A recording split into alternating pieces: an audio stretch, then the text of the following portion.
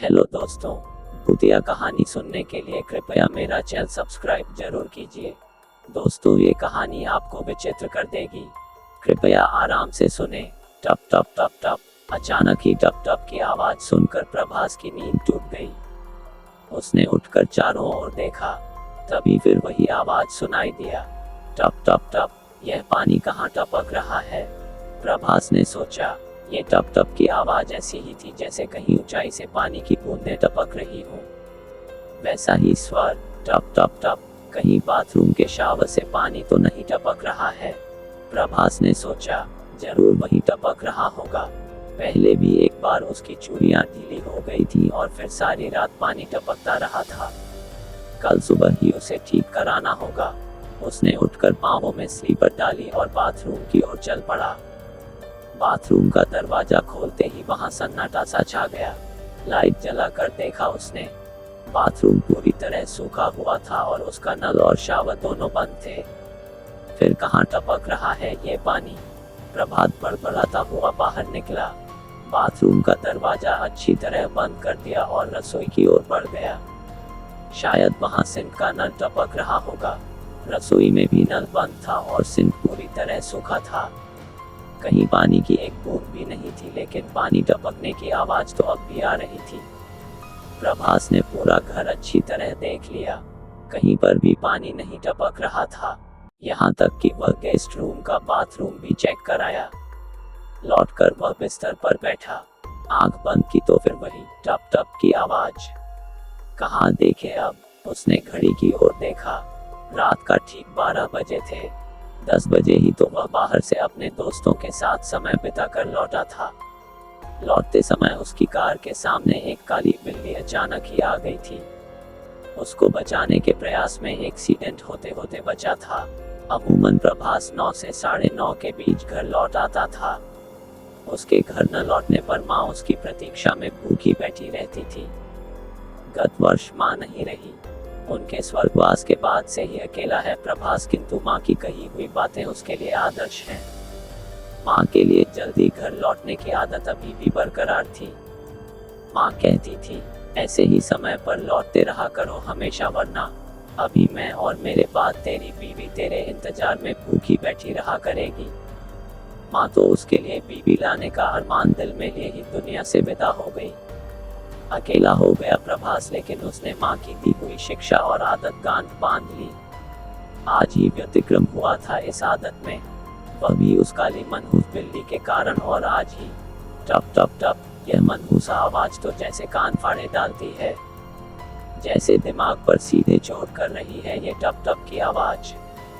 झुंझलाता हुआ उठा हुआ बिस्तर पर लेटकर कंबल ओढ़कर सोने की कोशिश करने लगा, लेकिन वह आवाज उसके कानों में निरंतर गूंजती रही।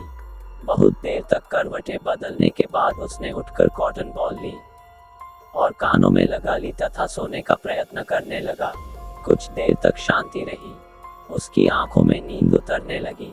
तब अचानक फिर से वही टप टप झुंझला उठा हुआ। जब किसी प्रकार चैन नहीं मिला तो घर का दरवाजा खोलकर वह बाहर बरामदे में आ गया। वहीं एक और खंभे से टिक कर बैठ गया। कंबल को अपने चारों ओर अच्छी तरह लपेटकर वह ठंड से बचने का प्रयत्न करने लगा। दिसंबर का महीना था, खुले में बैठने के कारण ठंडी हवा के झोंके बार बार उस पर आक्रमण कर रहे थे। उनसे बचने के लिए वह स्वयं में ही सिमटता जा रहा था। घुटनों को पेट से चिपका कर उसने सिर झुका लिया और सोने का प्रयत्न करने लगा। म्याऊं। अभी उसे नींद का झोंका आया ही था कि म्याऊं की आवाज ने उसे चौंका दिया।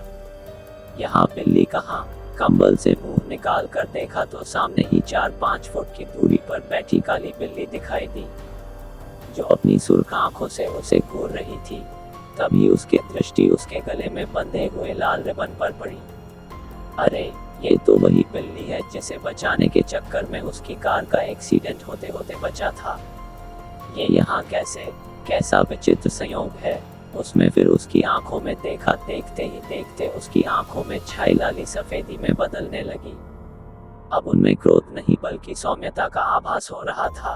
प्रभास का धड़कता हृदय थोड़ा शांत होने लगा कि तभी टप टप, वही पानी की टपकती बूंदों जैसा आवाज। उसने घबरा कर चारों ओर देखा। दूर दूर तक नीरवता और अंधकार के अतिरिक्त और कुछ न था। उसने फिर सामने देखा और अरे वह बिल्ली कहाँ चली गई? क्या उसका घटनाओं से कोई संबंध है? प्रभास ने कलाई में बंधी घड़ी पर दृष्टि डाली। 3 बज रहे थे। रात देर से आने और उस दुर्घटना से 2-4 होने के बाद वह कपड़े उतार कर बिस्तर में घुस गया था। घड़ी उसकी कलाई में ही बंधी रह गई थी और जुराबें भी। जुराबें कहाँ है उसकी?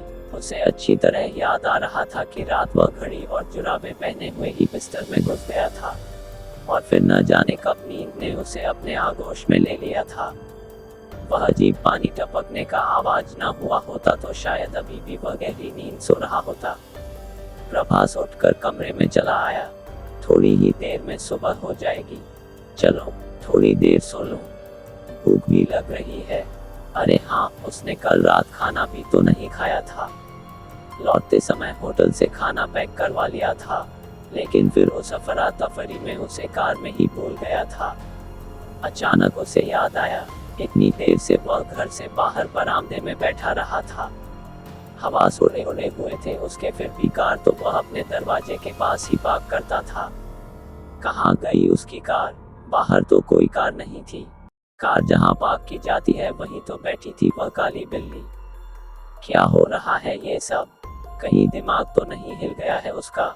उसके व्यवस्थित जीवन में एक साथ इतनी अनियमितताएं कैसे? अकेलापन खलने लगा उसे। विचारों के झंझावात में उड़ते जुड़ते 1 घंटा बीत गया था।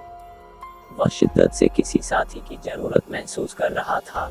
थका शरीर और दिमाग शिथिल पड़ता जा रहा था। अब न उसे अपनी जुराबों की याद आ रही थी और न कार की। वह तो ये भी भूल गया था कि कल दोपहर के बाद से उसने केवल 1 सेब ही खाया है और वह बिस्तर पर गिरकर गहरी नींद में डूब गया। सुबह 7 बजे नौकरानी ने दरवाजा खुला हुआ पाया। प्रभास बिस्तर पर पड़ा बेसुध सो रहा था। वह चकित हुई, ऐसा तो कभी नहीं हुआ आज तक। चंपा प्रभास की माँ के समय से ही उसके घर में झाड़ू पोछा बर्तन किया करती थी। खाना उसकी माँ स्वयं ही बनाती थी। प्रभास ने माँ के बाद भी चंपा को काम से हटाया नहीं था। रोज सुबह 7 बजे आकर वह घर की साफ सफाई, बर्तन साफ करना आदि करके प्रभास के लिए नाश्ता बनाकर चली जाती थी। परंतु आज तो सब कुछ अव्यवस्थित सा है। प्रभास अभी तक सोकर नहीं उठे। इस समय तक तो वह हाथ मुंह धोकर पेपर पड़ा करता है। रसोई घर में जूठे बर्तनों का ढेर लगा था, जैसे 3 या 4 लोगों ने खाना बनाया खाया हो। चंपा जल्दी जल्दी सफाई करने में जुट गई। बाथरूम में उसे प्रभास के एक पैर की जुराब पड़ी दिखाई दी। कीचड़ से लथपथ और दूसरी घर के बाहर बरामदे में। घर के सभी दरवाजे खिड़कियां खुले हुए थे। इतनी ठंड में सारे घर के खिड़की दरवाजे खोल देने से घर बहुत ठंडा हो रहा था। चंपा ने सारी खिड़कियां बंद की और सफाई में जुट गई। काम खत्म करते करते उस दिन 8:30 बज गए। चाय और 2 अंडों का ऑमलेट बनाकर और ब्रेड में मक्खन लगाकर उसने ट्रे में रखा तथा प्रभास को जगाने चली गई। कई बार पुकारने पर भी जब वह न उठा तो उसने उसका पैर पकड़कर जोर से हिला दिया। उठिए भैया, 8:30 बज गए, नाश्ता तैयार है। आज आपको ऑफिस नहीं जाना है क्या? प्रभास ने कुनमुना कर करवट बदल ली। उठिए भैया। चंपा ने उसका पैर पकड़कर फिर से हिला दिया। प्रभास ने करवट लेकर आंखें खोल दी और कितनी भयानक थी उसकी आंखें, बिल्कुल लाल सुर्ख। भैया SS, चीख पड़ी चंपा। प्रभास उठकर बैठ गया। उसने आंखें मूंद कर फिर खोली तो सब कुछ सामान्य था। आपकी तबीयत तो ठीक है ना भैया? चंपा ने पूछा। हाँ ठीक हूँ। अरे 8:30 बज गए, बाप रे, प्रभास हड़बड़ाते हुए बोला और जल्दी से बाथरूम में घुस गया। भैया की आंखें इतनी लाल क्यों थी? चंपा ने सोचा, लेकिन फिर उसके सामान्य स्थिति का ध्यान आने पर सिर को झटक दिया उसने।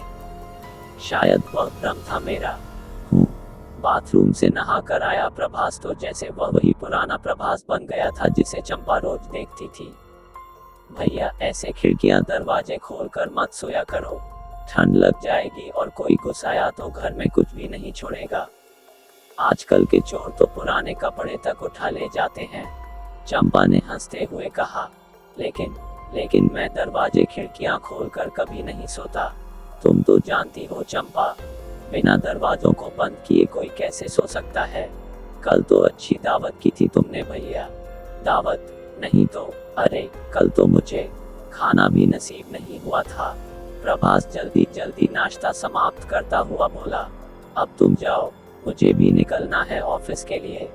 जी भैया, चंपा ने कहा और घर से बाहर निकल गई। वह समझ नहीं पा रही थी कि भैया ने उससे दावत की बात क्यों छिपाई, झूठ क्यों कहा कि उसने कल से कुछ नहीं खाया था। और भैया की कार, उफ, कैसी कीचड़ में लिथड़ी हुई है। चंपा आगे बढ़ी तो मोड़ पर ही रईस के गैराज में काम करने वाला पिंटू मिल गया। वह उसे रोक कर बोली, भैया जरा समय हो तो अभी जल्दी से जाकर प्रभास भैया की कार साफ कर दो।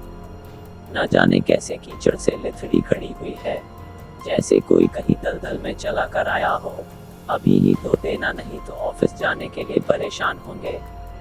अच्छा बहन, अभी ही देख लेता हूँ, कहकर पिंटू तेजी से प्रभास के घर की ओर बढ़ गया। चंपा ने भी अपनी राह ली। पिंटू प्रभास के घर के पास पहुंचा तो दरवाजे के पास ही उसकी कार खड़ी थी, ऐसी जैसे अभी अभी वर्कशॉप से धुल कर आए हो, बिल्कुल साफ चमचमाती हुई। पिंटू सोचने लगा, कार तो प्रभास भैया की बिल्कुल साफ धुली हुई है, फिर चंपा ने मुझसे झूठ क्यों कहा। प्रभास जल्दी जल्दी तैयार हुआ, जूते स्टैंड से उठाए, जुराबे पहनी, जूते पहने और घर लॉक करके ऑफिस जाने के लिए निकल पड़ा। कार तो वहां थी ही नहीं। वह वाहन की तलाश में आगे बढ़ा, तभी एक ऑटो रिक्शा उसके बगल में आकर रुका। प्रभास जल्दी से उसमें बैठ गया। ऑटो वाले ने मीटर गिराया और ऑटो आगे बढ़ा दिया। प्रभास का ऑफिस वहां से आधे घंटे की दूरी पर था। वह आराम से पुष्ट से टिक कर बैठ गया और आंखें बंद कर ली। हवा के झोंके उसे बड़ी राहत पहुंचा रहे थे। नींद की झोंक में उसके हाथ से ऑफिस का बैग छूटकर पैरों पर गिर पड़ा। झुककर उसने बैग उठाया तो निगाह मोजों पर पड़ी। अरे, ये तो वही मोजे थे जिन्हें वह रात में ढूंढता रहा था, वह भी बिल्कुल साफ सुथरे। ये कैसे हो गया? उसके पास मोजों का एक ही जोड़ा है, वही कल उसके पैरों से गायब हो गया था और आज खुद ब खुद धुलकर साफ सुथरा उसके जूतों में मौजूद था। तैयार होने की जल्दी में उसने उस पर ध्यान ही नहीं दिया था और अब वह बड़ी उलझन भरी दृष्टि से देर तक जुराबों को देखता रहा। क्या हुआ साहब, कुछ खो गया क्या? ऑटो वाले ने पूछा। नहीं, कुछ भी नहीं, प्रभास ने उत्तर दिया। कुछ देर बाद ऑटो रुक गया। आपका ऑफिस आ गया, ऑटो वाला बोला। प्रभास ने बैग उठाया और ऑटो से बाहर निकलने के लिए पांव बढ़ाया। अचानक वह ठिठक गया। उसने ऑटो वाले को तो बताया ही नहीं था कि उसे कहाँ जाना है, फिर वह उसे उसके ऑफिस तक कैसे ले आया। सुनो, कौन हो तुम? प्रभास ने पूछा। ऑटो वाले ने चेहरा उसकी ओर घुमाया तो प्रभास की चीख निकल गई। उफ, इतना भयानक चेहरा! उसका चेहरा बेहद भयानक और डरावना था। माथे पर बिंदी लगाने के स्थान पर गोल छेद जिसमें आग धधक रही थी। आंखें खून आलूदा, बिल्कुल सुर्ख और दोनों गाल, उन्हें तो जैसे किसी नुकीली चीज से गोद डाला गया हो। ऑफिस आ गया साहब, उसके खुले मुख से जैसे गर्म भाप का भभका निकला। प्रभास के रोए खड़े हो गए। दहशत से वह चीख उठा और फिर अचानक ही बेहोश होकर गिर पड़ा। प्रभास की चीखें दूर दूर तक गूंज गईं। जब उसकी आंखें खुली तो वह अपने ऑफिस की टेबल पर पड़ा था और उसके सहकर्मी उसे चारों ओर से घेरे खड़े हुए थे। एक और चपरासी पानी का जग लिए खड़ा था। पता नहीं कितनी देर तक वह बेहोश रहा था और वहां कैसे आया वह। मैं तुम ठीक हो ना? ओ गॉड, हम तो डर ही गए थे, उसके सहकर्मी रमेश ने कहा। क्या हुआ है मुझे? यहाँ कैसे आया मैं? प्रभास ने पूछा। हम लाए तुम्हें उठाकर, तुम ऑफिस के सामने सड़क पर बेहोश पड़े थे। सड़क पर? और वह ऑटो वाला? वहाँ कोई ऑटो नहीं था, तुम तो पैदल आए थे आज। पैदल? हाँ, वह पान वाला बनवारी है ना, उसी ने बताया कि तुम पैदल एक हाथ में बैग लटकाए चले आ रहे थे। फिर अचानक ही ऑफिस के सामने खड़े होकर चीखने लगे और गिरकर बेहोश हो गए, मनोहर ने बताया। फिर पूछा, तुम्हारी कार कहाँ गई? पता नहीं, मैं आज ऑटो से आया था। फिर क्या? फिर वह ऑटो वाला, उसका वह भयानक चेहरा। प्रभास ने जोर से झुरझुरी ली। कौन ऑटो वाला? कहाँ गई कार? यार कुछ ठीक से बताओ तो समझ में भी आए। विनोद में झुंझला कर कहा। ओह, मुझे मुझे थोड़ी देर के लिए अकेला छोड़ दो प्लीज। प्रभास बोला। ओके। उन्होंने उसे उसके केबिन में पहुंचने में मदद की और फिर अपनी अपनी सीट पर चले गए। उनके जाने के बाद प्रभास दोनों हाथों से सिर थाम कर बैठ गया। अजीब उलझन में पड़ गया था वह। क्या हो रहा है उसके साथ यह सब? उसकी जुराबें गायब होना और फिर धुलकर जूतों में पहुंच जाना, वह पानी टपकने की दहशतनाक आवाजें, रात भर सोना पाना, कार गायब हो जाना, क्या था वह सब? चंपा ने कहा था कि उसे सारे घर के खिड़की दरवाजे खुले मिले थे। उसने पूछा था कि क्या रात में कोई दावत हुई थी, और वह रहस्यमय भयानक चेहरे वाला ऑटो वाला जो बिना बताए ही उसे ऑफिस तक ले आया था। बनवारी कहता है कि वह पैदल ऑफिस आ रहा था। तो क्या वह सब वहम था उसका? रात की वह सब घटनाएं सच नहीं था वह सब? शायद कोई भयानक सपना जो उसके हृदय में कहीं गहरे बैठ गया है। ऑफिस वालों से किसी से कुछ कहेगा तो सब हंसेंगे। जरूर भयानक सपना ही था वह, उसके दिमाग का वहम। लेकिन उसकी कार कहाँ गई? उसकी कार कहाँ गई? उसकी कार? तभी चपरासी ने आकर बताया, साहब, एक लड़का आपकी कार नीचे छोड़कर चाबी दे गया है, ये लीजिए। उसने कार की चाबियां उसके सामने मेज पर रख दी। कौन था? पता नहीं साहब, बोला गैराज से आपकी कार लेकर आया है, मैं चाबियां आपको दे दूं, पेमेंट वह बाद में आपसे ले लेगा, चपरासी ने बताया। पेमेंट? प्रभास ने मस्तिष्क को झटका सा लगा। पेमेंट तो उसने ऑटो वाले को भी नहीं किया था, वह तो उसे देखते ही बेहोश हो गया था। तो क्या वह भी बाद में पेमेंट लेगा? कैसा पेमेंट? प्रभास एक बार फिर उलझ गया। उसने चाबियां अपने सहकर्मी रमेश को देकर कार को पार्किंग में लगाने के लिए कहा। फिर न जाने क्या सोचकर स्वयं भी साथ हो लिया। ठहरो, मैं भी चलता हूँ। रमेश ने उसे विचित्र दृष्टि से देखा। जब वह स्वयं ही कार पार्क करने जाता रहा है तो रमेश को साथ ले जाने का क्या मतलब? आओ चलें, प्रभास ने रमेश के कंधे पर हाथ रखते हुए कहा। बिना कुछ बोले रमेश उसके साथ चल पड़ा। ऑफिस के सामने बनवारी की दुकान के पास ही खड़ी थी उसकी कार, चमचमाती हुई जैसे अभी ही वर्कशॉप से आए हो। रमेश के साथ प्रभास भी कार की चमकती बॉडी को देखते ही रह गए। आपकी कार तो बिल्कुल नई लग रही है साहब, बनवारी ने टोक दिया। अभी अभी कोई लड़का खड़ी करके गया है। किस वर्कशॉप का था? प्रभास ने पूछा। पता नहीं, बड़ी अच्छी सर्विसिंग की है, रमेश बोला। हाँ, तुम्हें तो पता होगा कि कहाँ भेजी थी कार। नहीं यार, किसी से भिजवाई थी। आओ बैठो, प्रभास ने कार का दरवाजा खोलते हुए कहा। कार में बड़ी अच्छी भीनी भीनी सुगंध फैली हुई थी। कार ड्राइव करके वह पार्किंग में ले गया। सब कुछ सामान्य था, कोई नई बात नहीं हुई, लेकिन फिर भी प्रभास के मन में कहीं कुछ खटक रहा था। दिन भर बहुत बेचैन रहा वह, किसी भी काम में मन नहीं लगा। शाम को उसने अपने दोस्त अनूप से बात करने का निश्चय किया, किंतु इन वक्त पर साहस जवाब दे गया। क्या कहेगा वह? इन सारी बातों घटनाओं का कोई भी प्रमाण नहीं है उसके पास।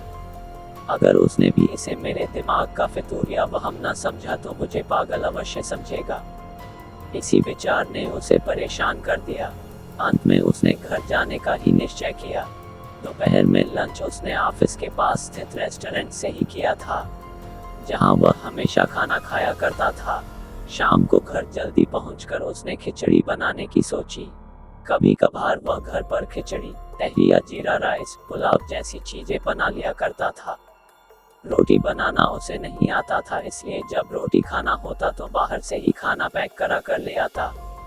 उस दिन वह जल्दी ही घर पहुंच गया। अभी 8 ही बजे थे। कपड़े बदल कर उसने खूब मलमल का स्नान किया, जैसे पानी के साथ ही अपनी सारी परेशानियां भी बहा देना चाहता हो। नहाकर उसने पायजामा बनियान पहनकर शॉल ओढ़ लिया और रसोई का प्रबंध करने लगा। रसोई में प्रवेश करते ही वह चकित रह गया। कुकर गैस पर चढ़ा हुआ था और सीटी बजा रहा था। उसने पढ़कर गैस बंद कर दी। ये कुकर किसने चढ़ाया गैस पर? उसने सोचा। पानी का गिलास लेकर वह बिस्तर पर जाकर बैठ गया। एक एक घूंट करके उसने पानी खत्म किया। मन अभी भी वहीं उलझा हुआ था। रसोई में कौन था? चंपा तो कब की चली गई होगी। शाम को कहाँ आती वह है वह तो, और इसके आगे वह सोच नहीं सका। रसोई घर में जाकर कुकर खोला तो एक और आश्चर्य उसका इंतजार कर रहा था। कुकर में खिचड़ी थी, बिल्कुल उसकी पसंद वाली, छिलकेदार मूंग की खिचड़ी, घी और जीरे की छौंक वाली। प्रभास को भूख लगाई थी, इसलिए बिना इस विषय में अधिक कुछ सोचे उसने खिचड़ी थाली में परोसी और डाइनिंग टेबल पर रखकर खाने के लिए चम्मच उठाया। अचानक उसे याद आई माँ की कही बात, बेटा, खाना खाने से पहले ईश्वर को हाथ जोड़कर धन्यवाद जरूर दिया करो जिसने तुम्हें अन्न मुहैया कराया। भगवान को भोग लगाकर खाओगे तो विष भी अमृत हो जाएगा। उसने चम्मच रख दिया, थाली को हाथ लगाकर ईश्वर का स्मरण किया। ओम नमो भगवते वासुदेवाय। लो प्रभु, भोजन ग्रहण करो। आचमन छोड़कर उसने भोजन करना आरंभ किया। वास्तव में बहुत अच्छा स्वाद था। मन प्रसन्न हो गया। बहुत बहुत धन्यवाद प्रभु, मुझे अकेले पर इतनी कृपा करने के लिए। अपना वरद हस्त मेरे सिर पर बनाए रखना। उसने मन ही मन ईश्वर को धन्यवाद दिया। दिन भर की सारी घटनाओं को दिमाग से निकालकर वह बिस्तर पर लेट गया। थोड़ी ही देर में उसे नींद आ गई। अचानक उसे अपने माथे पर किसी के ठंडे हाथ के स्पर्श का एहसास हुआ। कौन है? सो जा बेटा, मैं हूँ तेरे पास। प्रभास के कानों में जैसे उसकी माँ का आवाज गूंजा। उसने करवट बदल ली। माँ के साथ के एहसास ने उसे अनोखी शांति दी। मुझे छोड़कर मत जाना माँ, वह और बड़बड़ाया। नहीं जाऊंगी, तू डरना मत, हमेशा तेरे साथ तेरी माँ है। वही स्वर फिर उभरा। आंखें बंद किए ही वह माँ के हाथों का स्पर्श अपने सिर पर अनुभव कर रहा था। बड़ा सुखद अनुभव हो रहा था उसे। नींद गहराने लगी थी कि तभी फटाक, तेज आवाज के साथ खिड़की के पट खुल गए। ठंडी हवा के झोंके के साथ ही तेज दुर्गंध का झोंका भी कमरे में प्रवेश कर गया। घबरा कर प्रभास ने आंखें खोल दी। खिड़की के पास कोई था। उस अंधेरे में भी उसका साया स्पष्ट दिखाई दे रहा था। कौन हो तुम? प्रभास ने चिल्लाकर पूछा। मैं हूँ। हा, और वह पीछे पलट गया। ओह, ये तो वही था, वही जिसे उसने ऑटो वाले के रूप में देखा था। वही चमकती लाल आंखें और बिंदी के स्थान पर गोल छेद जिसमें आग की लपटें मचल रही थी। उसके बाल बिखरे हुए थे। बात करते समय उसके बड़े बड़े डरावने दांत चमक उठते थे। उस अंधेरे में भी प्रभास उसके फैले होठों और उसके किनारे से बहती लहू की धार को स्पष्ट देख पा रहा था।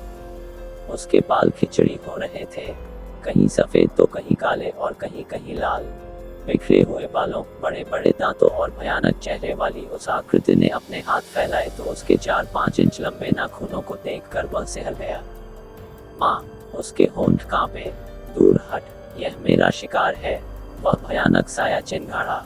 नहीं, मेरा बच्चा, हाँ, तेरा बच्चा, हाँ। वह अचानक ही ठहाके लगाने लगा।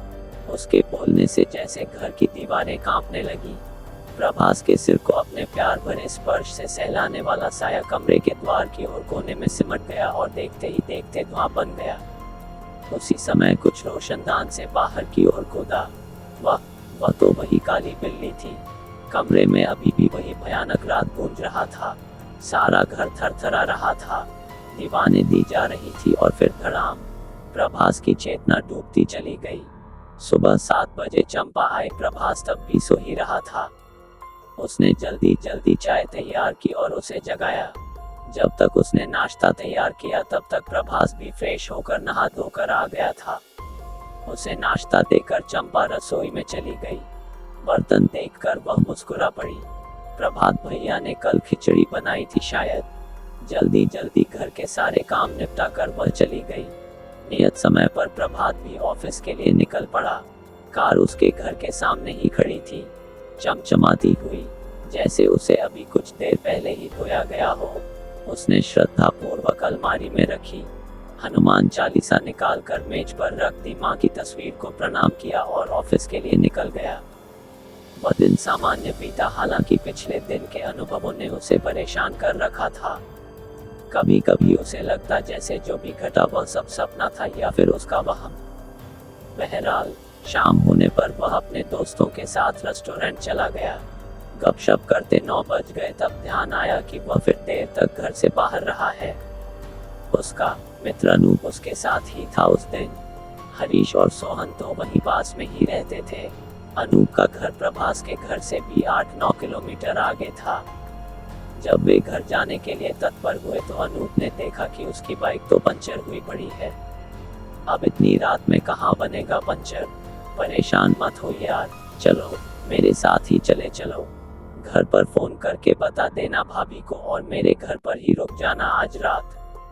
प्रभास बोला, लेकिन सरस्वती वहाँ रात भर अकेली रहेगी, बहुत डरती है वह अकेलेपन से। अनूप ने कहा, कोई बात नहीं, चल मैं तुझे घर छोड़ दूंगा। ओके, एक शर्त पर। बोल। तू मेरे घर से खाना खाकर लौटेगा। अनूप बोला, लेकिन? कोई लेकिन नहीं, मंजूर हो तो बोल वरना मैं कोई ऑटो पकड़ता हूँ। अच्छा बाबा, चल आज का दिन तेरे घर पर ही सही। अब तो खुश। प्रभास ने कुछ इस अंदाज से कहा कि सभी खिलखिला पड़े। हरीश और सोहन को विदा करके अनूप और प्रभास कार में बैठे। रास्ते में प्रभास ने कहा, पहले घर चलूं? क्या करेगा घर जाकर?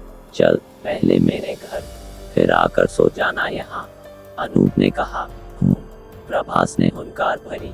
अनूप का घर बस्ती से कुछ हटकर था, शहर से थोड़ा बाहर, प्रकृति की गोद में बसा हुआ खूबसूरत सा घर, जिसकी बालकनी से दूर तक फैली पहाड़ियाँ और वनराजी स्पष्ट दिखाई देती थी। दिन में वह दृश्य बहुत सुंदर लगता था, परंतु रात का अंधेरा फैलते ही सब कुछ काले साए में बदल जाता था। इसीलिए संभवतः अनूप ने अपनी पत्नी के अकेले रहने पर भयभीत होने की बात कही थी। घर के निकट पहुंचकर प्रभास ने स्वयं इसे महसूस किया। दूर तक फैले प्राकृतिक दृश्यों पर फैली काली चादर ने एक बार तो जैसे उसे भी सहमा दिया। अनूप, तू शहर में आकर क्यों नहीं रहता? प्रभास ने टोका। यहाँ की प्राकृतिक सुंदरता मन को मोह लेती है, इसीलिए ये जगह छोड़ी नहीं जाती। माता पिता ने बड़े अरमान से जिंदगी भर की जमा पूंजी जोड़कर इस घर को बनाया था। उनका प्यार बसा है यहाँ इस घर में, अनूप ने भावुक होकर बताया। फिर तो इसे छोड़ने का कोई मतलब ही नहीं। माँ बाप का आशीर्वाद जहाँ पर हो वह स्थान जन्नत से कम नहीं होता। प्रभास बोला। उसके हृदय पटल पर उसकी माँ की छवि तैर गई। आओ भीतर चलें। सरस्वती ने उनका स्वागत किया। फिर डिनर करते करते 10:30 बज गए। ओह, 10:30 बज गए, प्रभास ने घड़ी देखते हुए कहा। तो क्या हुआ, अकेले ही तो हो, आज यहीं सो जाओ, बैठक में तुम्हारा बिस्तर लगवा देता हूँ। अनूप बोला, हाँ भाई साहब, हमें कोई दिक्कत नहीं होगी, आप भी यहीं आराम कीजिए, कल ऑफिस यहीं से चले जाएगा। दोनों ने बड़े आग्रह से उसे वहीं रोक लिया। आदत के विपरीत रात देर तक दोनों बातें करते रहे। दूसरे दिन प्रभास और अनूप एक साथ ही घर से निकले। ऑफिस जाते समय रास्ते में ही प्रभास का घर पड़ता था, तो उसने घर के सामने ही कार रोक ली। क्या हुआ, अनूप ने पूछा। कुछ नहीं, चलो इधर से ही तो जाना है, अभी वक्त है तो घर होते चलो, चंपा को कुछ काम भी सहेज दूंगा, प्रभास बोला। दोनों कार से उतरकर घर की ओर बढ़े। घर खुला देखकर अनूप ने पूछा, अरे तुम्हारा घर तो खुला है, कोई आया है क्या? घर की एक चाबी चंपा के पास रहती है, वही होगी, साफ सफाई कर रही होगी। घर में प्रवेश करते ही किचन से सब्जी की बड़ी अच्छी सुगंध आई। बड़ी अच्छी खुशबू है, तुम्हारी चंपा खाना भी बनाती है क्या? अनूप ने पूछा। नहीं यार, खाली साफ सफाई करती है, लेकिन इधर तो एक दिनों से लगता है कि खाना भी बना जाती है। प्रभास बोला। लगता है का क्या मतलब? कभी सामने उसने कुछ कहा नहीं, मैंने कभी उससे खाना बनाने के लिए नहीं कहा तो भी। अरे वाह, ऐसी नौकरानी तो बड़े भाग्य से मिलती है। हाँ सो तो है, विश्वसनीय है और सीधी भी, माँ के समय से काम कर रही है, कहीं तुमसे इश्क विश्क तो नहीं करने लगी? वह उद्धरण चिन्ह। अनूप ने आंख मारते हुए शरारत से पूछा और अचानक ही जैसे घर में तूफान आ गया। फटाफट खिड़कियों के दरवाजे खुलने बंद होने लगे जैसे घर में बवंडर घुस आया हो। और फिर अचानक ही प्रभास की राइटिंग टेबल उड़कर अनूप से टकराई। चीखता हुआ वह जमीन पर जा गिरा। ओह, क्या हो रहा है ये सब? हे माँ, रक्षा करो! प्रभास चिल्लाकर अनूप की ओर बढ़ा। उसने उसे सहारा देकर उठाया और पलंग पर बैठा दिया। मेज के कोने ने उसके माथे को घायल कर दिया था। रक्त बहने लगा था। उसने रुमाल निकालकर उसका घाव पोंछना चाहा। यह क्या? घाव से पड़ती रक्त की बूंदें हवा में उड़ने लगी और पूरे कमरे में चक्कर काटने लगी। ये सब क्या है प्रभात? मैंने तो मजाक किया था। सारी यार, अब कभी मजाक नहीं करूंगा तुमसे, अनूप बोला। प्रभास कुछ भी कह नहीं सका। सहारा देकर उसने अनूप को उठाया और बाहर की ओर बढ़ चला। तेरी मरहम पट्टी करा दूं। तभी उनके दृष्टि रसोई के द्वार पर पड़ी तो वे सिहर उठे।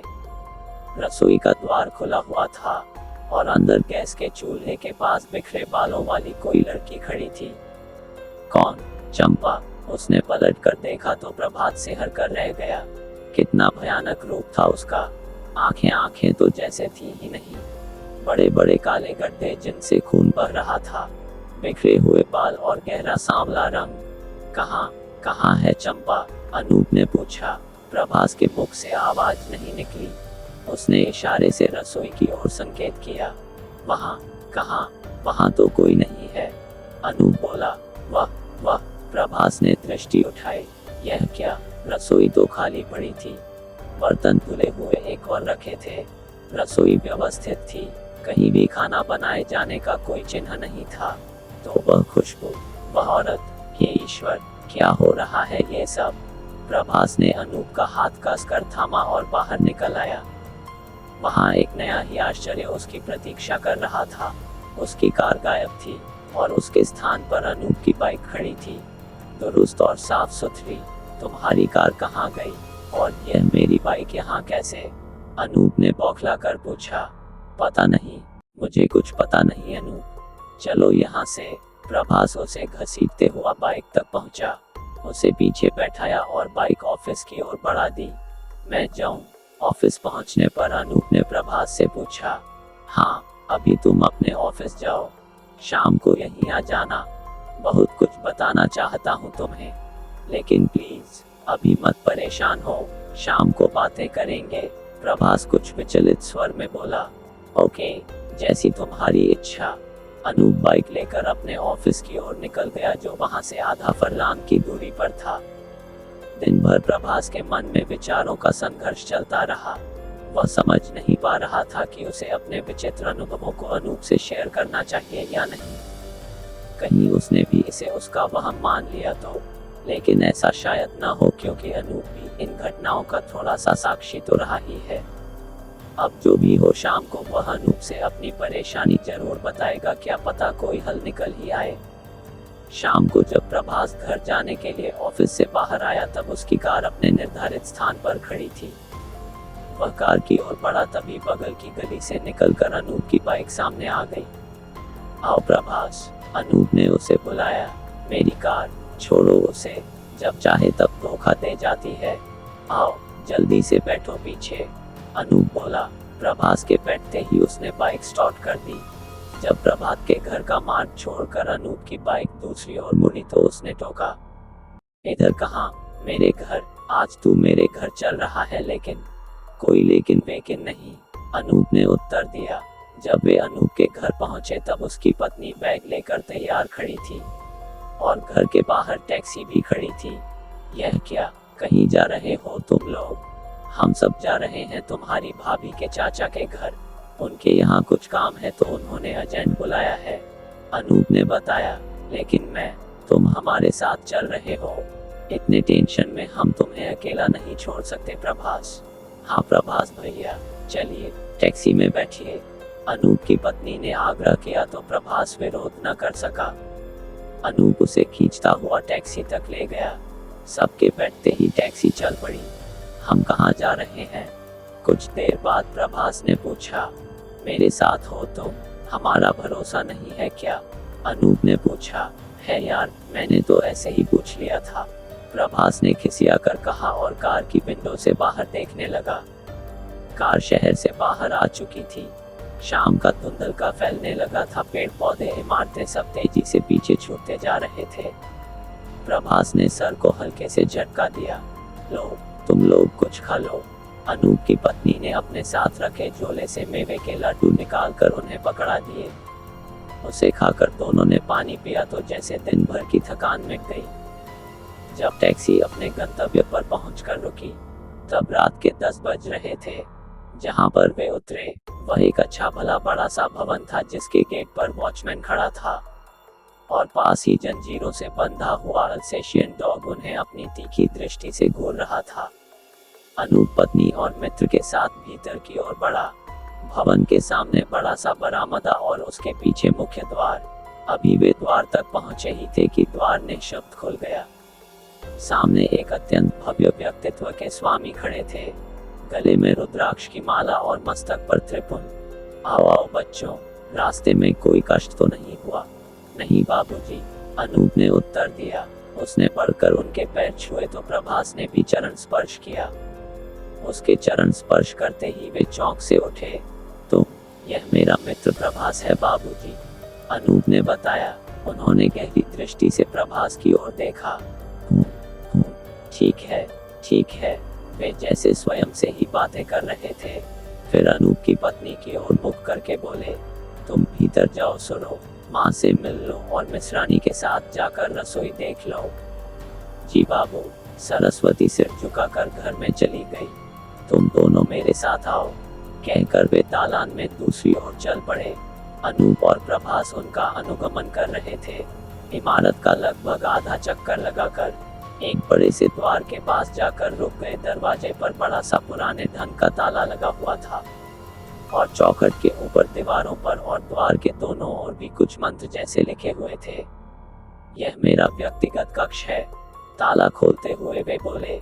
और मैं रथीन्द्र शुक्ला, अनूप का ससुर और सरस्वती का पिता। मुझे अपने किसी मित्र की कुछ समस्याओं के बारे में बताया था अनूप ने। वह मित्र तुम ही हो ना? हाँ बाबूजी, यही है वह जिसके लिए मैंने आपसे बात की थी। मैं इसे एक बार आपसे मिलाना चाहता था, बस, अनूप ने कहा। अच्छा किया जो तुम इसे यहाँ ले आए, कुछ अधिक ही परेशान है यह आजकल, वृद्ध बोले। कमरे के अंदर एक एक चटाई बिछी हुई थी। बीच में एक हवन कुंड बना था जिसके चारों ओर लाल रंग से चौक बनाया गया था। एक और एक पात्र में कुछ सामग्री रखी हुई थी। प्रभास और दोनों ही बड़े आश्चर्य से वह सब देख रहे थे। इससे पूर्व कभी अनूप को भी इस विशेष कक्ष में आने का अवसर नहीं मिला था। चिंता मत करो प्रभास, तुम इधर आकर मेरे सामने बैठो। रथीन्द्र शुक्ल ने प्रभास को अपने सम्मुख चौक पर बिठा दिया और स्वयं एक और आसन बिछाकर बैठ गए। पास रखे पूजा के थाल से सफेद पाउडर जैसा निकालकर उन्होंने पूरे चौक को घेरते हुए एक गोल बना दिया। आसन पर बैठकर कुछ क्षण वे होठों में बुदबुदाते हुए कोई मंत्र जपते रहे। फिर हाथ बढ़ाकर प्रभास के मस्तक पर तीसरे नेत्र के स्थान पर अपने दाहिने हाथ के अंगूठे का हल्का सा दबाव दिया तो प्रभास चीख पड़ा। अनूप ने घबराकर उसकी ओर देखा। देखते ही देखते प्रभास का चेहरा लाल पड़ने लगा, आंखों में सुर्खी उभरने लगी। अगले ही क्षण उसके चेहरे पर उसी स्त्री की आकृति झलकने लगी जिसकी एक झलक अनूप ने प्रभास की रसोई में देखी थी। अगले ही पल उसकी भयानक हंसी गूंज उठी। चुप, बिल्कुल खामोश, वृद्ध गरजे। अचानक प्रभास चुप हो गया। अब मेरे प्रश्नों का उत्तर दो। कौन हो तुम? सुहासिनी, प्रभास के मुख से स्त्री का स्वर निकला। कौन सुहासिनी? वृद्ध ने पूछा। प्रभास की मंगेतर। लेकिन प्रभास की मंगनी कहाँ हुई है? झूठ बोलती हो। नहीं, मैं सच कह रही हूँ। अचानक उसका स्वर सौम्य हो गया। प्रभास के मुख पर अब एक अत्यंत सुंदरी, लगभग 14-15 वर्ष की किशोरी का चेहरा झलकने लगा। कब हुई तुम्हारी मंगनी? वृद्ध ने पूछा। बहुत बचपन में, जब मैं 5 साल की थी और यह 8 साल का। तब हम दोनों के पिताजी जीवित थे। उन्होंने ही तो हमारी मंगनी कराई थी और कहा था, ले सुहासिनी, अब प्रभास तेरा है, इसकी देखभाल तुमको ही करना है। तुम्हारा विवाह क्यों नहीं हुआ? वृद्ध ने पुनः पूछा। क्योंकि प्रभास का चेहरा पीड़ा से विकृत होने लगा। फिर वह जैसे बड़े कष्ट से बोल पड़ा, हम सब मर गए थे। क्या? कौन मर गया था? उन्होंने चौंक कर पूछा। मैं, मेरी माँ, पिताजी, सब। कैसे? कार एक्सीडेंट में? सब? हाँ, सब, कोई नहीं बचा। फिर कुछ ही दिनों बाद प्रभास के पिता का हार्ट फेल हो जाने से वह भी नहीं रहे। इसकी माँ इसे लेकर नए शहर चली गई। तभी से मैं इसे ढूंढती रही हूँ। क्यों? मेरा मंगेतर है ये, इसकी सेवा करने के लिए। अब तो इसकी माँ भी मर गई तो मैं इसकी सेवा करने के लिए इसके घर आ गई। इसे डराने नहीं, मैं इसे क्यों डराऊंगी? मैंने तो इसके लिए खाना बनाया, इसकी कार साफ कराई, उसका ब्रेक ढीला हो गया था उसे ठीक कराया। नहीं, तुम तो उसे डरा कर परेशान कर रही हो।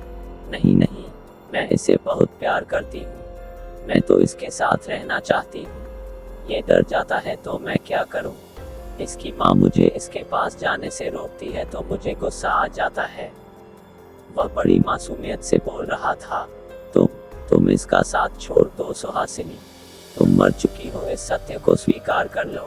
प्रभास जीवित है, वह इस दुनिया का प्राणी है, जबकि तुम आत्मा लोक में जा चुकी हो। भूल जाओ उसे। कैसे भूल जाऊं? इसके सिवा मेरा कोई नहीं है। बचपन से मैं इसे अपना स्वामी मानती रही हूँ। यह मेरा है। इससे मिलने के लिए तुम्हें तब तक इंतजार करना पड़ेगा जब तक ये संसार न छोड़ दे। यदि ऐसा है तो मैं उसे मार दूंगी। देह छोड़कर वह मेरे साथ रह सकेगा। तुम ऐसा कुछ नहीं करोगी। उसके साथ उसकी माँ की आत्मा है जो उसकी रक्षा कर रही है। वही तो सबसे बड़ी बाधा है। वह कुछ उदास हुई। मैं तुमसे प्रार्थना करता हूँ, चली जाओ अपनी दुनिया में। नहीं, मैं प्रभास के बिना नहीं जाऊंगी। मैं तुम्हें आदेश देता हूँ। नहीं, वह चीख पड़ी। वृद्ध ने हाथ में कुछ सरसों के दाने लेकर मंत्र पढ़ना शुरू किया तो प्रभास चीखने लगा। वृद्ध ने सरसों के मंत्र पूरित दाने प्रभास पर फेंक दिए। वह चीख कर गिर पड़ा। अनूप घबरा कर उसकी ओर बढ़ा, परंतु रथीन्द्र शुक्ला ने उसे वहीं रोक दिया। ठहर जाओ अनूप, अभी मेरा कार्य पूरा नहीं हुआ है। उन्होंने एक बार फिर कुछ मंत्र बुदबुदाने आरंभ कर दिए। कुछ ही क्षणों बाद प्रभास उठकर बैठ गया। उसकी आंखें खुली। क्यों बुलाया है मुझे? उसने पुनः स्त्री स्वर में पूछा। अनूप इस स्वर को सुनकर चौंक पड़ा। ये स्वर प्रभास की माँ का था। नमस्कार बहन, कैसी हैं आप? रथीन्द्र जी ने सम्मान पूर्वक पूछा। ठीक हूँ, बस इस बच्चे के लिए ही व्याकुल रहती हूँ। अब आप संसार की माया छोड़कर मुक्त हो जाए। मैं भी यही चाहती हूँ, किंतु इसे एक बार सुखी देखना चाहती हूँ। प्रभास की माँ का स्वर प्रभास के मुख से निकला। वह प्रसन्न है बहन, उस पर क्या संकट है? कोई नहीं, बस वह सुहासिनी, वही संकट बन गई है इसके लिए। आप इसे उससे मुक्ति दिला दें तो मैं भी निश्चिंत होकर चली जाऊं। जिसके सिर पर माँ का साया हो उसको कोई कुछ भी हानि नहीं पहुंचा सकता। आप निश्चिंत रहें, अब मैं सुहासिनी को और अधिक छूट नहीं दे सकता। उसे यहाँ से जाना ही होगा। बहुत प्यारी बच्ची थी वह, इसीलिए हम लोगों ने बचपन में ही हंसी हंसी में दोनों बच्चों को एक दूसरे के लिए तय कर लिया था। परंतु उन लोगों के एक्सीडेंट के कारण सब तहस नहस हो गया। उसके माता पिता तो मुक्ति पा गए, किंतु यह अपने अत्यधिक लगाव के मोह में बंधी रह गई। प्रभास की माँ ने बताया, अब आप दोनों की मुक्ति का समय आ गया है। आज रात्रि आप दोनों ही इस संसार के मोह से मुक्त हो जाएंगी। रविंद्र शुक्ला जी ने उन्हें आश्वासन दिया, आप सुहासिनी की मुक्ति का कार्य करें भाई। उसके जाते ही मैं स्वतः ही मुक्ति पा जाऊंगी। यदि उसकी कोई वस्तु मिल जाए तो यह कार्य सुगम हो जाएगा। क्या आप मेरी कुछ सहायता कर सकती हैं? उन्होंने पूछा। प्रभास चुप हो गया। वह तो जैसे बैठे बैठे ही सो गया था। लगभग 4 मिनट बाद उसने पुनः आंखें खोल दी। आप? हाँ, मैं प्रभास की माँ ही हूँ। हमारे घर में मेरी संदूक के अंदर एक छोटा डिब्बा रखा है जिस पर हनुमान जी का चित्र चिपका हुआ है। जिनके उस डिब्बे में प्रभास बचपन में अपनी वस्तुएं रखा करता था। उसी में एक रेशम से कड़ा हुआ रुमाल है गुलाबी रंग का। उसे सुहासिनी ने प्रभास को उसके जन्मदिन पर दिया था। आपका काम शायद उससे चल जाएगा। हाँ, अब आप जाएं, मैं उपाय करता हूँ। रथीन्द्र शुक्ला ने उन्हें विदा किया। कुछ देर बाद प्रभास सामान्य हो गया और वे उसके तथा अनूप के साथ कक्ष से बाहर आ गए। कक्ष से निकलने के पूर्व ही उन्होंने दोनों युवकों के गले में एक एक अभिमंत्रित धागे की माला पहना दी थी। उस कक्ष को पूर्ववत बंद करके तीनों घर के अंदर आ गए, जहां भोजन के लिए उनकी प्रतीक्षा हो रही थी। दूसरे दिन अनूप अपने साले के साथ वापस शहर लौट गया। प्रभास के घर में उसे उसकी मां का संदूक ढूंढने में कोई विशेष कठिनाई नहीं हुई। चंपा के सहयोग से उसने संदूक ढूंढ लिया और उस पर लगे छोटे से ताले को तोड़कर उसके अंदर से वह निर्दिष्ट डिब्बा ढूंढ निकाला। डिब्बा बहुत सुंदर था और उस पर हनुमान जी का चित्र बना हुआ था। उसे लेकर दोनों शाम तक पुनः रथीन्द्र शुक्ला जी के पास पहुंच चुके थे। आधी रात होने पर उन्होंने उसी कक्ष में जाकर पूजा प्रारंभ कर दी। कुछ ही देर के प्रयत्न के बाद वे सुहासिनी को उसके दिए रुमाल की सहायता से बुलाने में सफल हो गए। इस बार पूजा के घेरे में उन्होंने प्रभास को नहीं बैठाया था, बल्कि एक मिट्टी की छोटी सी गुड़िया बनाकर उसे ही वह रुमाल लपेट दिया था और उस पर काला धागा बांध दिया था। प्रभास और अनूप किनारे चटाई के आसन पर बैठकर वह समस्त क्रियाकलाप मूक दर्शक बनकर देख रहे थे। रथीन्द्र शुक्ल के मंत्र जाप करते ही वह मिट्टी की गुड़िया जीवित के समान प्रतीत होने लगी। उसने बड़े प्यार से रुमाल को लपेटकर छोटा सा घूंघट जैसा बना लिया। उसी समय वृद्ध ने हाथ में गंगा जल लेकर मंत्र पढ़ते हुए उस पर डाल दिया। देखते ही देखते हुए गुड़िया गलकर जमीन पर फैल गई। शुक्ला जी ने उसी रुमाल से सारी मिट्टी समेटकर रुमाल सहित हवन कुंड में डाल दिया। उसे डालते ही हवन कुंड में अचानक आग जलने लगी। तेज लपटों में एक बार सुहासिनी का चेहरा जलका और फिर धुआं बनकर उसी में समा गया। वृद्ध ने पुनः गंगा जल छिड़क कर कुंड की अग्नि को पवित्र किया। उसे प्रणाम किया और सबके के साथ कक्ष को बंद करके बाहर आ गए। पूजन कक्ष में ताला बंद करते हुए वह बोले, लो बेटा, तुम्हारी समस्या का समाधान हो गया। अब जाओ और सुखपूर्वक जीवन व्यतीत करो। प्रभास अनायास ही श्रद्धावनत होकर उनके पैरों पर झुक गया।